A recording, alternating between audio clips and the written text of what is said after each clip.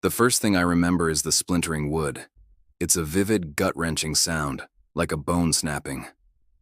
My hands ache, a deep, phantom pain that feels both ancient and brand new. I'm clutching a steering wheel, the metal bent and cold against my knuckles.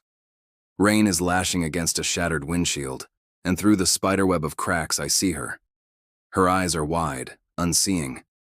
A single, perfect drop of blood traces a path from her hairline to her cheek. And I know, with a certainty that chills me to my very soul, that this is my fault. Then I wake up. My own hands are clean. The skin is pale, unfamiliar, the nails neatly trimmed. I'm in a bed, in a room I don't recognize. Sunlight streams through a window, painting a warm square on a plain wooden floor. There are no sirens, no rain, no shattered glass. But the memory, it's still there. It's not a dream. It's as real as the sheets tangled around my legs, as real as the frantic, hammering beat of my own heart. It feels like my memory, my failure, my sin. I stumble out of bed, my legs unsteady. The room is sparse. A bed, a small wardrobe, a single chair. On a nightstand, there's a glass of water and a small, leather-bound notebook with a pen tucked into its spine. I open it. The first page has a single sentence, written in a neat, slightly slanted hand. Your name is not your own. Read what you did. My blood runs cold. I turn the page. It's a detailed account of a car crash, the one I just remembered. The make of the car, the winding country road, the time of night. It even names the woman. Sarah. It says she died on impact. The entry ends with, "You were driving. You walked away." I slam the notebook shut. This is a joke, a sick, twisted prank. I don't know any Sarah. I've never been in a crash like that. I look in the mirror above a small dresser. The face staring back is a stranger's. 30s, maybe. Tired eyes, a faint, silvery scar bisecting his left eyebrow. Is this me? I don't know. I don't know my own name. I don't know anything except the splintering wood and Sarah's vacant stare. The next morning, it's a different memory. I'm in a dimly lit alley, the air thick with the smell of garbage and stale beer. My knuckles are raw, split open. A man is slumped against the brick wall, his breath coming in ragged, wet gasps. I'm holding a length of pipe, heavy and cold. He looks up at me, his eyes pleading, and whispers a name. Why, Michael? Then, there's nothing. His body goes limp. The weight of what I've done crashes down on me, an unbearable, suffocating thing. And I wake up. Same bed, same room. The notebook is on the nightstand. I snatch it up, my hands shaking. I flip past Sarah's story. There it is. A new entry. His name was David. He owed the wrong people money. You were sent to collect.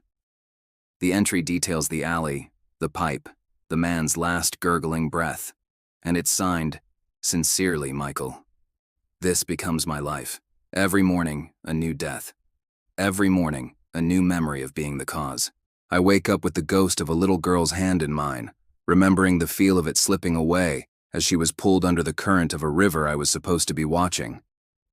The notebook clinically explains my negligence. I wake up with the acrid smell of smoke in my nostrils, remembering the sight of flames engulfing a house, knowing I was the one who left the candle burning. The notebook calls it an accident, but the guilt it records feels like murder. I am a murderer, a negligent babysitter, an arsonist, a drunk driver. I am a collector of tragedies. Each day I am a new monster, and the only proof of my existence is a catalog of my sins. The face in the mirror never changes, but the man behind the eyes is a different killer every 24 hours. Who is writing this? Who is curating this library of horrors and implanting them in my head? I try to rebel. One day, I refuse to open the notebook. I spend the day in a state of pure, terrifying blankness. I know I killed someone, a young man in a botched robbery.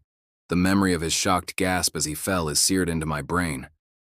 But without the notebook, I have no context, no name, no motive. It's somehow worse. The guilt is a free-floating poison, untethered to any story. I am just a vessel of pure, unexplained evil.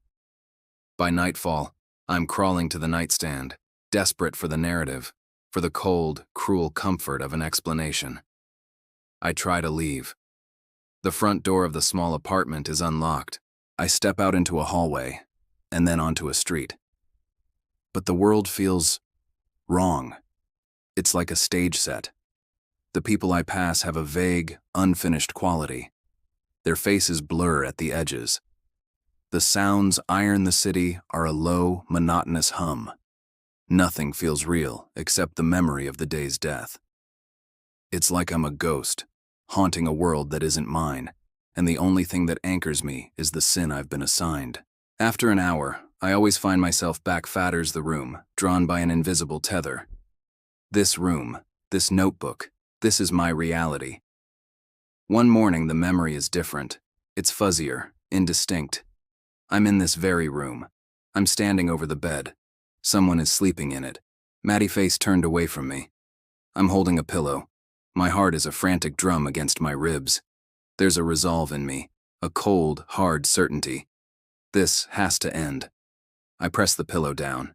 There's a brief, muffled struggle, and then stillness. The finality of it is absolute. I wake up, gasping, my own hands clutching at my throat. I scramble for the notebook. I flip to the latest entry.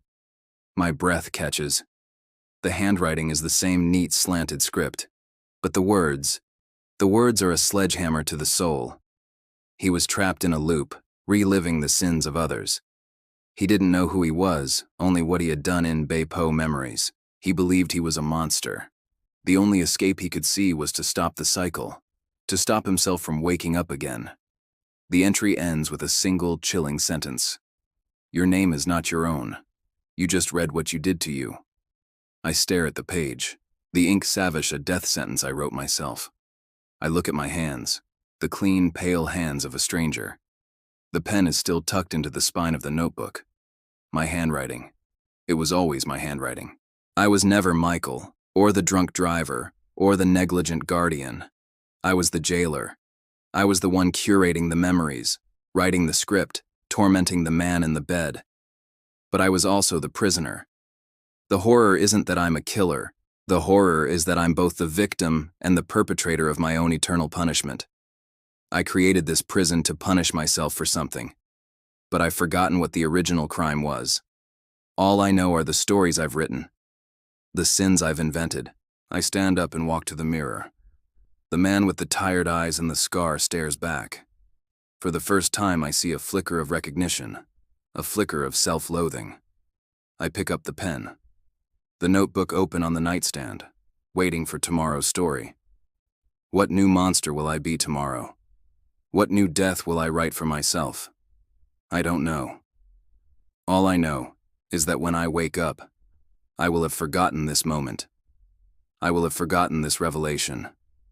All I will remember is the sin of the day. All I will know is the memory of blood on my hands and the unshakable, soul-crushing certainty that it was my fault. And I will believe it, because I wrote it. And I must pay for it. Again, and again, and again. Thank you for listening. If this story resonated with you, don't forget to hit that like button and subscribe for more tales from the dark. Stay safe and check your own memories. You never know whose they really are.